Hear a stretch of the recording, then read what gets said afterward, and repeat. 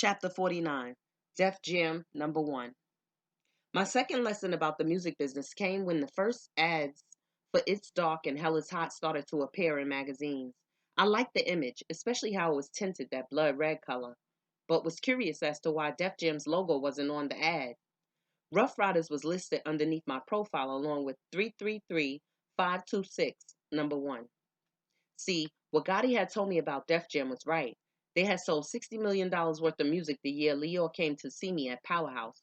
The problem was that they spent over $100 million to make that 60. While they had big artists down with them like Method Man, Redman, and Onyx, they weren't selling that many records. So Leo and Russell Simmons, the founder of Def Jam, were under a lot of pressure at the time from Polygram, Def Jam's parent company, to increase profits. Polygram was unhappy with the label being outsold, and around the time Leo signed me, was threatening to write him and Russell a goodbye check. But if that ever happened, Leo had a plan. 333-526, the spelling of Def Jam on a phone keypad, was the name of a new company Leo came up with that he hoped to form with his top people from Def Jam if Polygram decided to lower the boom. He thought he could negotiate with Polygram for them to let him have me, along with Gotti and E.A.R.L, and I would be his new label's first artist. So running my ads with 333-526, number 1, and not the Def Jam logo was a way for him to present the new label to the industry. A slick kind of insurance policy against being fired. Knowing about this fear of his job explained to me why the man started going crazy a few weeks later once he saw how well Get At Me Dog was doing. DMX is going to save the company, Leo used to run up and down Def Jam's hallways screaming. He is going to save us all because Def Jam is a company that was born in the streets. And now, thanks to the Dark Man X, we are going back to our roots. I didn't give a fuck who I was saving or what label I was going to be on. I just wanted to be heard. Chapter 50, The Final Call. Take away hate. Now I'm supposed to love the ones that curse me. The one that wouldn't give me a cup of water when I was thirsty. It was always him versus me, but now I gotta teach him. Personal feelings put aside, cause now I gotta reach him. Somebody tried to drug me that night. Tashira and I were in a bar in Yonkers having a drink. Since we had to move to Jersey, I was hanging out a lot in YO. It was still home, the only place I really knew, and Wifey and I were in there chilling with a few folks. A few minutes before I wanted to leave, I went outside to back up my truck from where I had parked to the front door so that Boo Boo wouldn't have to walk up the whole block. When I walked out, I left my drink on the bar. When I came back a few minutes later, I went to pick my drink back up, but the bartender, a nigga I knew from School Street, told me not to worry about it. Forget that small shit, X, he said, handing me a bottle of Hennessy instead. Here you go, dog. The bottle was open and there was a tissue stuck in the top, but it looked brand new because I could see the liquor still in the neck of it. Now, this was my throwback a bottle of Hennessy a daytime, so I didn't wait to get to drinking. When Tashira and I left, I saw a man, Karate Kato, outside. He was the bouncer at the bar, and I had known him for years. He must have seen how much I had been drinking because when I went to my truck, he offered to follow me home. I just want to make sure you all right, dog, he said to me. He was with my other man, Hip. Then I saw this Mulford nigga standing outside. I didn't know his name, but I recognized him because I had robbed him a few times, and I noticed that he looked like he had too much to drink himself. Yo, where you going, dog? I called out to him. Come on, I'll give you a ride. Kato and Hip looked at me like I was crazy when I said that, but I was trying to help the brother out, so me, him, and Tashira climbed into my truck and drove off. The next thing I remember is trying to make a left-hand turn and almost falling over into the passenger seat. I lost my grip on the steering wheel, lost control of the truck, and almost hit a couple of people who were trying to cross the street in front of me. Watch where you're going! The next thing I knew, I was in Mulford Projects. How the hell did I get here? Tashira told me as soon as he saw me losing my bearings, the nigga I had given a ride to started yelling about how I had robbed him and that he wasn't going to let me do him dirty no more. He was going on and on about how I needed to pay for something. Then when I pulled up in front of his building, he started wilding. and tried to grab the steering wheel from me. Yo, fuck that, X. I want to drive. Everything was still a blur, but somehow I was able to push him off of me. He ran into the building, and then Kato and Hip got out of their car and dragged me out of my truck onto the pavement. Then they carried me inside after him. My man was there waiting. He was wearing a long gray coat, and underneath, I could see that he had a bulletproof vest. Immediately, he started talking greasy to Tashira. Your boyfriend robbed me, girl, and see, I ain't trying to let that shit slide. Words like that directed to Boo Boo must have triggered something in me because that's when I remember waking up. Yo, that's my fucking wife, nigga. You can't be serious. I'll fucking kill you. I was the man of this house. That's when he pulled out. It was a nice sized gun, black with a long barrel. I think it was a 357, and he had it pointed right at me. Now, Karate Kato was given that name for a reason, so anybody who knew what they were doing with a piece would have shot him first. And Hip was a thorough nigga, but not a killer. So I knew that this was not a good situation. But as soon as that coward pointed that piece at me, without thinking about what I was doing, I just grabbed the gun right out of his hand. Before he had a chance to say a word, I just snatched it from him and got an attitude. He didn't get off a shot. What the fuck is you doing? I robbed you already, nigga. You a bitch. I was offended. Here I was in a better place than I had ever been in my entire life, about to fulfill a dream that I had struggled 12 years to achieve, standing next to the woman that I would die for, and this motherfucker was about to try to take it all from me? No. My instinct refused to let that happen. Twisted, or in whatever state I was put in by that poison bottle of Hennessy, my second nature took over and saved my life. Get the fuck out of here. Later, Tashira and I thought that niggas in the bar had probably been scheming on me the whole night. They knew it was just me and her together, and I would probably drink anything that was given to me. So, with a quick exchange of glances, the bartender and his man outside thought they got me where they wanted me, just like that day when 10 niggas jumped me, just like that night when 3 niggas shot at me, just like when the old man swung that aluminum bat at my head and I slipped. But did I slip that day in the parking lot, or did I trip? Slipping you do on your own, but when you trip, something somewhere has gotten in your way. Was there something on my feet the night I flew around that corner? The night I flew around that corner and avoided those bullets? Something in my brain that made me wake up in that project hallway with enough time to grab a loaded gun? All of these times, my life was spared. Chapter 51, May 19th, 1998. On May 19th, 1998, Def Jam released my first album, It's Dark and Hell is Hot. It debuted at #1 on the Billboard Albums chart and sold more than 250,000 copies in its first week in the stores. Like the way Get At Me Dog, Fucking with D, and Stop Being Greedy became big hits in the clubs.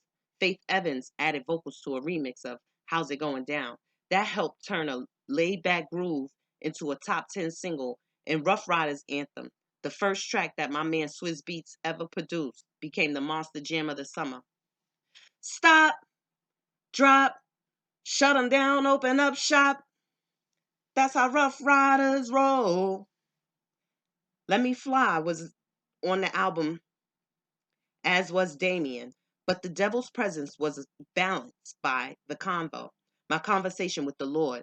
And while I got a lot of heat for my lyrics on X is Coming, if you got a daughter older than 15, I'm a raper.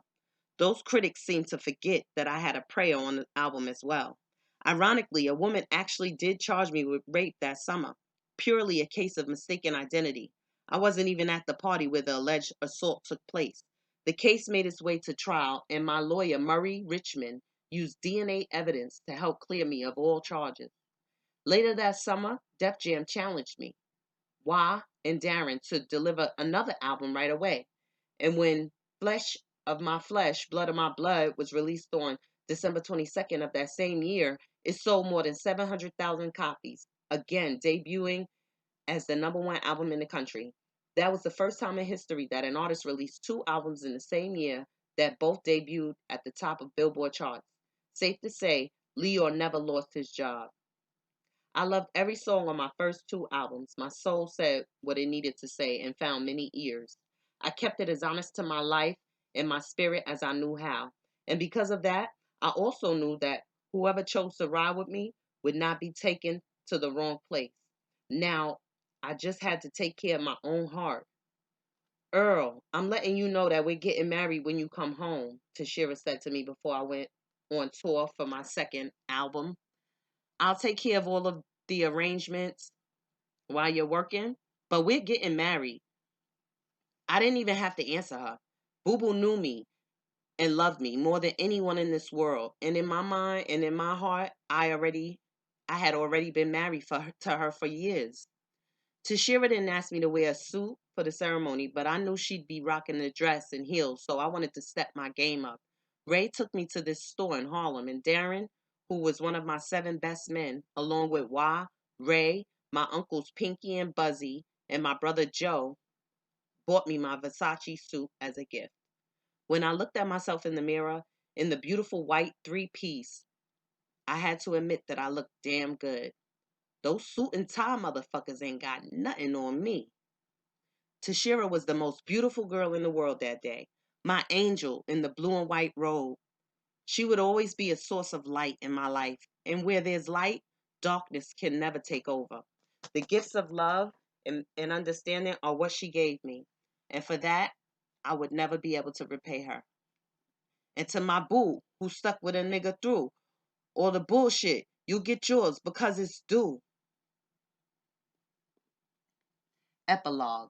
Look within, and you will know where you're coming from and where you gotta go. I wouldn't change a thing about my whole life, dog, DMX says, walking in the house. Not one fucking thing. It's 4 a.m. The sky is large and black and quiet. The thermostat reads 85 degrees. Sports highlights flicker on the muted television and the radio is on. X is in for the night. It's like I wouldn't be where I'm at. Not just physically where I'm at, but mentally where I'm at. It's like I've gone to see my father again. He still lives with his family in Philadelphia, and art is still his passion. He actually painted a picture of me one time when I went to his studio. Philly has become the seeing place for me, the knowing place. And out there, I learned that in terms of how the situation went down, my father wasn't the bad guy for leaving me. It was more just circumstance shit. My mother wasn't the bad guy in my life either. I love her.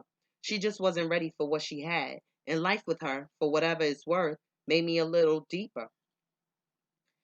There have been 31 years of chaos, struggle, and survival for Earl Simmons. 31 years of life too real, and now perhaps some truths have been found. Do you know what it is, dog? Now I know what the Lord has always been taking care. I know that the Lord has always been taking care of me. He was taking care of me before I even came out the pussy, before I spoke my first word or shed my first tear. He was there with me. I was just never able to see or trust that until now. I never knew a love like this before. Messing with the thug life, I missed it all. You opened the doors and let me in. I'm down for the cause, so let's begin. Prayers that you give to me, I give to them. Same way you live in me, I live in them. Life is a blessing now. You got me smiling from inside of my heart. When inside, it was dark. And it doesn't rain anymore, only sunshine. No pain anymore. I really love Ma. You washed away the tears with the fears. I'm happier than I've ever been in my life, the whole 30 years. You've been very lucky. Nah, it ain't luck. Luck lasts for a few hours, sometimes a day or two, but not a lifetime.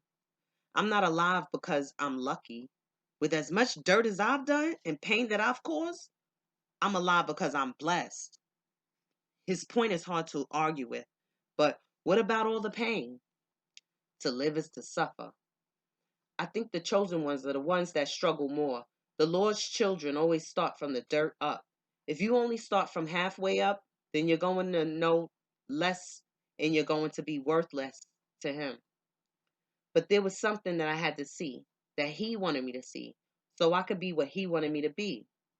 And what does He want you to be?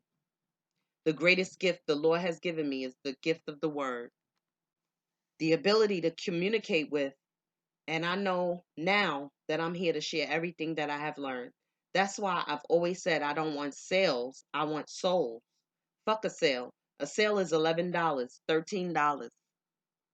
But if you give me a soul, I've got that for life. And I'm going to try my best to bring it to the right place. Now if I take what he gave me and I use it right, in other words, if I listen and use the light, then what I say will remain here after I'm gone, still here on the strength of a song I live on.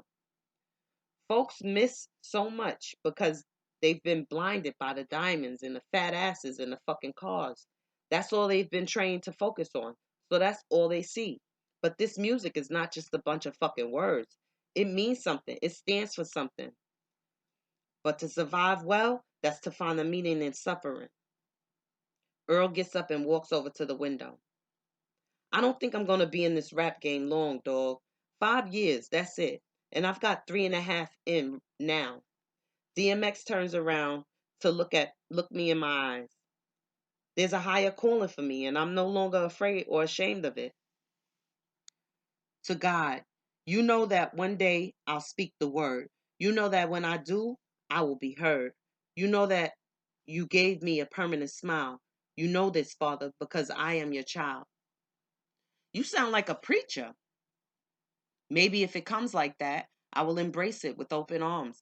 But it's not so much where I think I'm going, it's what I speak to and how I feel about what I speak to.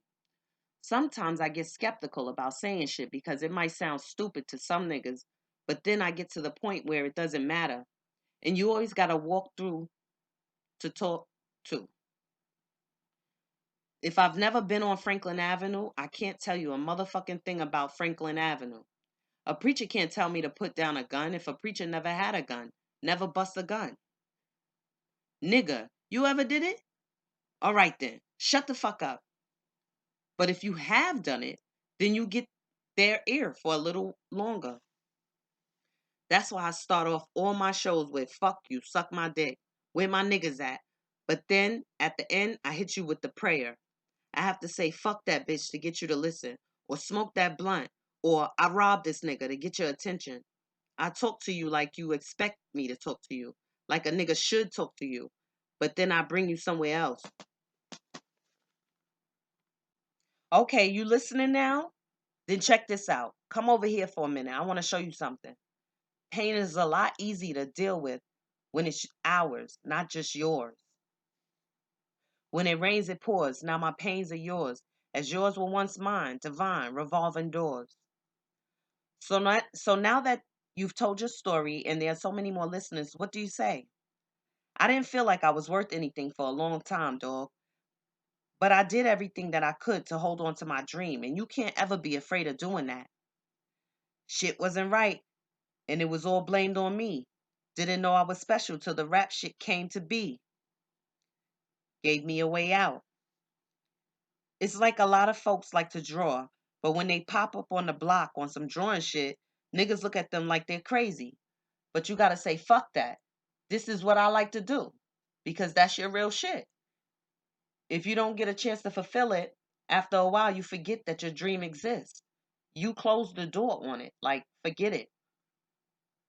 I'm about getting money and fucking bitches. But God didn't make hustlers or robbery niggas or dope fiends. You just have to allow yourself to consider more than that. Places that I have been, things that I have seen, what you call a nightmare or what I've called dreams, what I have as dreams. DMX made history again in 2001 when the fourth album, The Great Depression, debuted at #1 on the Billboard albums chart, making that a string of 4 in a row. He has sold over 15 million albums, headlined a few national tours, and has now become a worldwide star at the box office. He has connected with generations of young people who are sparked by the aggression that he never tries to hide, and become a hero for those who relate to the pain that he is so willing to share.